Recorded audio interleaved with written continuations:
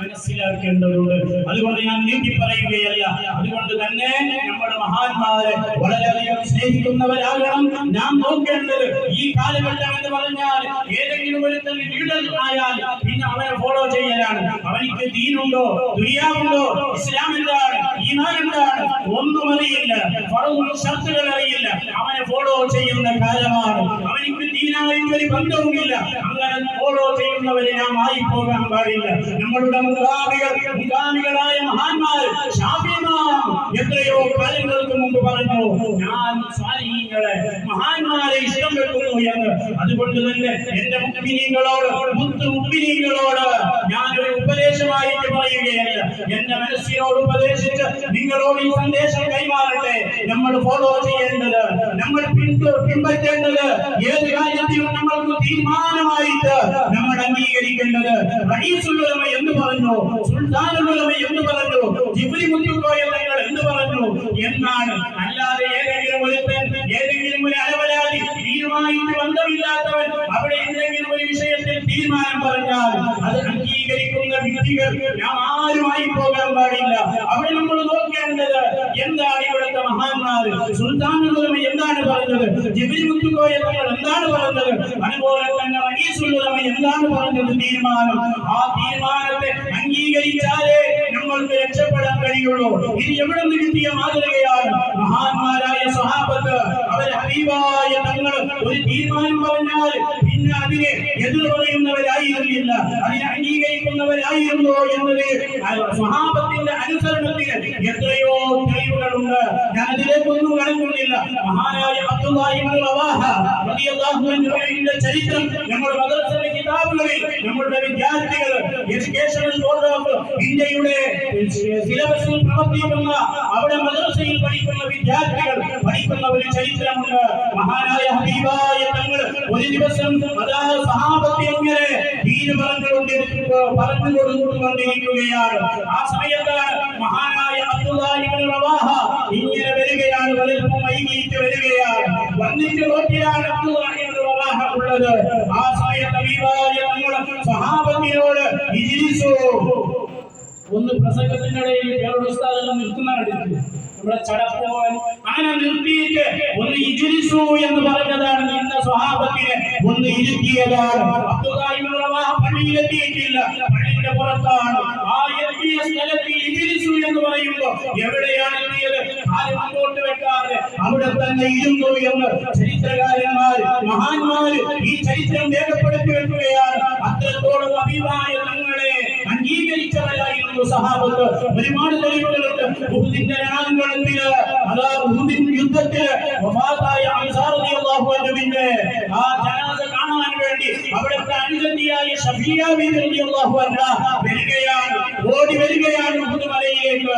വരുമ്പോൾ അവിടെ സുബൈർ ഇബ്നു അവ്വാം റളിയല്ലാഹു അൻഹു ശഫിയ ബീവിന്റെ മകനാണ്, അവിടെ അങ്ങനെ തടഞ്ഞു നിൽക്കുകയാണ്. അങ്ങോട്ട് പോകാൻ പറ്റൂല. കാരണം ഹംസ റളിയല്ലാഹു അൻഹുവിന്റെ വഫാത്ത് അത് നിങ്ങൾക്കൊക്കെ അറിയുന്നതാണ്. ചരിത്രത്തിലേക്ക് ഞാൻ കടക്കുന്നില്ല.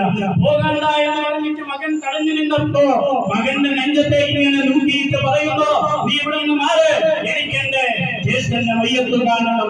ആ സമയത്ത് ഒന്നും ചെയ്യാൻ പറ്റുന്നില്ല, ഉമ്മനെ തടയാൻ പറ്റൂലല്ലോ.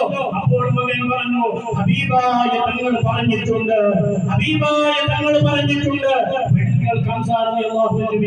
അല്ലെങ്കിൽ യുദ്ധത്തിൽ ഷഹീദായവരുടെ മയ്യത്ത് കാണാൻ പറ്റൂല, കാണരുത് എന്ന് ഹബീബായ തങ്ങൾ പറഞ്ഞിട്ടുണ്ട് എന്ന് പറയുമ്പോൾ ചരിത്രം നമ്മൾക്ക് ചരിത്രകാരന്മാര്, മഹാന്മാര് രേഖപ്പെടുത്തുകയാണ്.